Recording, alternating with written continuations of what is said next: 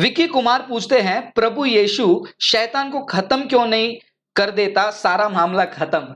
बहुत अच्छा सवाल है, सवाल अच्छा है और हम चाहते हैं कि उसका अंत हो। लेकिन मैं आपको एक छोटा सा उदाहरण देता हूं, ये उदाहरण आप समझिए। आपने यीशु मसीह का नाम लिया, मैं पहले का ही बता देता हूं। जब शैतान ने शुरुआत में प्रॉब्लम किया, उसी वक्त यीशु मसीह परमेश्वर उसको विनाश करते थे, इतना कुछ नहीं होता था। अब यहां पर एक एग्जाम्पल ध्यान से सुनिए, मैं आपको बताता हूं। एक क्लासरूम है, एक टीचर जो है लेक्चर दे रहे हैं, मतलब स्कूल है, एक टीचर जो है गणित पढ़ा रहे हैं, मैथ्स पढ़ा रहे हैं। मैथ्स पढ़ाने वाले टीचर ने बोर्ड में जो है एक मैथ्स का फॉर्मूला लिखा और उसका आंसर लिखा।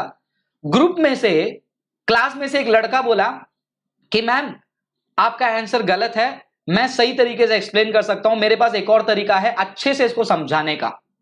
अब वो टीचर को क्या करना चाहिए? क्या वो टीचर को उस लड़के को डांट कर बैठाना चाहिए, या फिर उस लड़के ने टीचर के खिलाफ बात किया बोलकर उस लड़के को क्लासरूम से बाहर निकाल देना चाहिए? दूसरा वाला उदाहरण लेते हैं। अगर वो टीचर ने उस लड़के को डांट कर क्लास से बाहर निकाल दिया, तो बाकी जितने भी लोग क्लास में बैठे हैं वो लोग क्या बात करेंगे?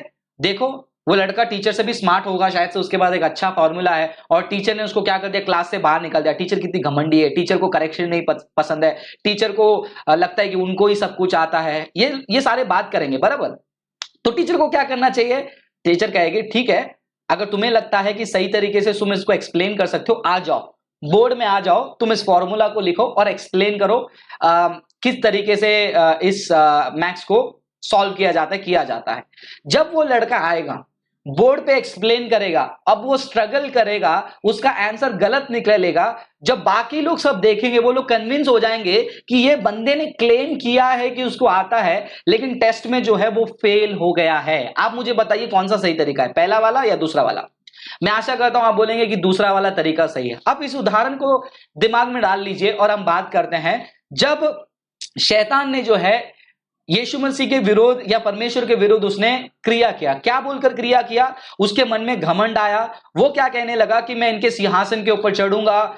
मतलब शैतान का सोच यह था कि परमेश्वर के सिंहासन पे, अगर आप सिंहासन बोले, कुछ लोग को लगता है कि यहां लकड़े वाला सिंहासन, फिगरेटिव और स्पिरिचुअल दिमाग वाले ये वीडियो सुने, बाकी जो मूर्ख हैं वो बंद करके आप जाकर जय जयकार किसी और चीज के लिए कीजिए।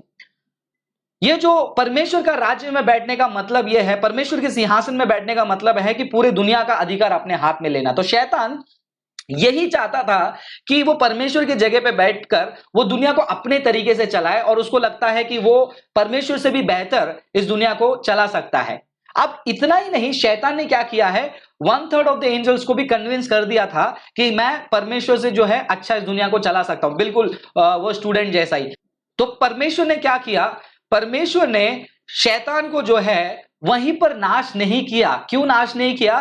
ताकि बाकी स्वर्ग दूत उन्हें देखे। ये दुनिया देख रही है कि किस प्रकार शैतान इस दुनिया को चला रहा है। अब जितने स्वर्गदूत ने शैतान का ऑफर एक्सेप्ट नहीं किया और परमेश्वर ने उसको बाहर निकाला, अब वो स्वर्गदूत कन्विंस्ड है कि हां बिल्कुल सही किया परमेश्वर ने शैतान को यहां से निकालकर। देखो वो शैतान कितना गलत तरीके से कर रहा है। आज क्रिश्चियंस, आप और मैं क्यों कन्विंस्ड हैं शैतान गलत है? क्योंकि हमें पता है कि शैतान का काम क्या है, शैतान का क्रिया क्या है। अगर परमेश्वर ने शैतान को उसी टाइम में खत्म किया होता, आज कुछ ग्रुप खड़े हो जाते, ये कहते थे कि शैतान में कुछ ना कुछ सच्चाई होगी, लेकिन परमेश्वर जो है घमंडी निकला, उसने उसको माफ कर दिया। तो परमेश्वर ने शैतान को जो है छोड़ के रखा है ताकि हमें पता चले कि शैतान का कार्य क्या है और परमेश्वर का कार्य क्या है। और लोग कुछ कहेंगे ये तो क्या गलत बात हो गया, परमेश्वर मनुष्य को ऐसे क्या खिलौना समझा ऐसा छोड़ के रखने के लिए? नहीं, परमेश्वर ने आपको और मुझे जो है मरकुस की किताब 16वां अध्याय वचन 16 से लेकर आगे आप पढ़ेंगे, हमें अधिकार दिया है शैतान के ऊपर।